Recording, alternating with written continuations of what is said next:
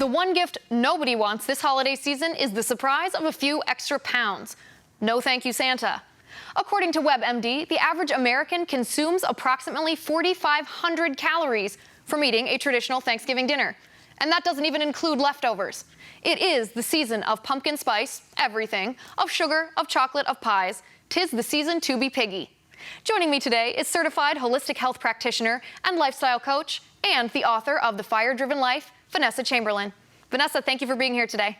It's a pleasure. It's a pleasure. Now, eating healthy and staying fit, that's your gig. So tell us, what is the best way to live a healthier holiday season this year?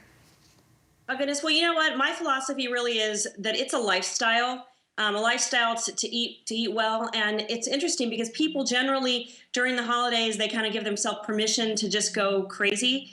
And I'm kind of the opposite, saying, this is the time to really stay on your A game so that come January, we don't have all those resolutions that we make about it, that we've got to lose that extra, the freshman 15 we put on in the last month. Sure. Now, is this easier done through cutting back in sweets, through increasing exercise? What's your secret? I think it's a little bit of everything. I'm a plant-based whole foods pusher in a big way. That's certainly my lifestyle. The more we can get fruits and vegetables on our plate without the processed foods, the better.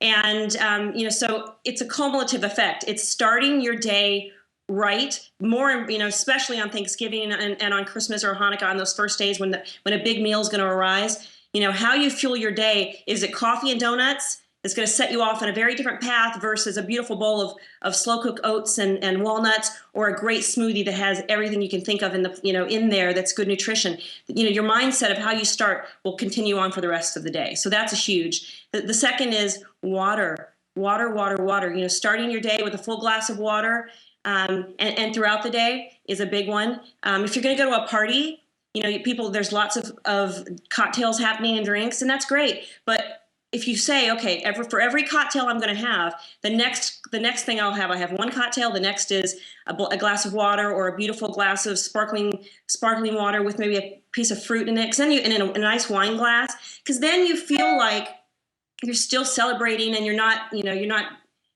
being able to indulge, if you will. Right. Let's talk about food for a second. So what are some common misnomers in regards to foods that are thought to be healthy but are actually unhealthy, and then conversely, foods that are thought to be unhealthy but are actually healthy? Ooh, goodness, that's a tough one.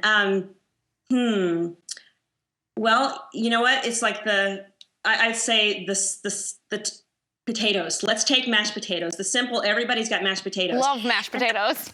Yes, and I do too. And the potato is a beautiful thing, but it's the company that it keeps. So it's the loads of butter and cream or milk that you put in there that wreaks havoc on it. We can do a simple switch, and just instead of loading up with butter, you might instead do a little bit of a cashew cream base, which is just whipping up some cashews in your blender with a little bit of water, and then you've added some healthy fat that will not wreck your diet or the day. That's one thing. We also do a cauliflower mash instead of mashed potatoes, using a little bit of a cashew cream. So that's one way to do it. Gravy's another one. When you think, loading up, say no to the gravy. You've got your dips, your veggie tray seems like a wonderful thing to have, but then you've got your ranch dressing there. Instead, consider using a fresh guacamole or a salsa. So it's the cumulative. It's not as if one thing is really the villain in it all. It's the totality of it, and that's why really, if you can just kind of stay on track and start your day right, it will serve you in a big way. And just realizing that it's more about the relationships and the conversation of the day versus the food. And I think if we start, here's what we do at our house. We have this tradition for Thanksgiving. So the day before, we have about 25 to 35 people that show up every day. The night before, we have a prep party where everyone comes. We've got a big bowl of chili that's on the stove cooking so everyone can dig in. But we all take together and we prep, we chop.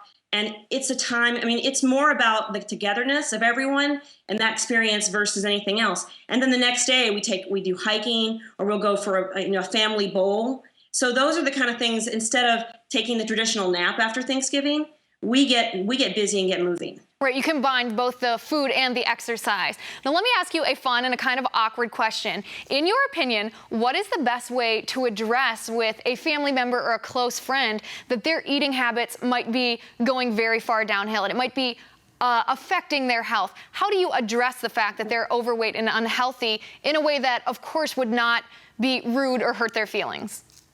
You know, this is a really tough one, and it's one that certainly shouldn't come at Christmas or Thanksgiving when it's really about that. That's something you've got to be extremely careful of when you choose that moment. The first thing is if you are not living that example yourself of pristine, you know, really of a healthful way of living from your diet, from the mind, body, spirits, then you're in a glass house. And so I think there's something to be said that when you're walking the talk and it's coming from love, that it can be received in a much better way. That's a slippery slope, really is. I mean, it certainly, I've had these conversations with family and it almost never ends well. And I say family is your toughest critic. So the biggest advice I can give is to be the example yourself and have foods. Don't force them, because in the beginning I was like, you got to try this, you have to try this. And I know the best way. When I backed off and again, just lived the lifestyle, I was on fire from the inside out. And it was something that they wanted. And then they would get kind of curious and say, can I try a little bit of that? And we'd have potlucks and we'd have different things that we'd exchange. And that's really, in my opinion, the best, most effective way to deal with the family until they're ready. Right, and certainly not at Thanksgiving or Christmas. Vanessa, I appreciate you coming on tonight. Your Thanksgiving festivities sound like a lot of fun. I'll wait for my invite, and I hope you join us again. Don't go anywhere. My final point is next.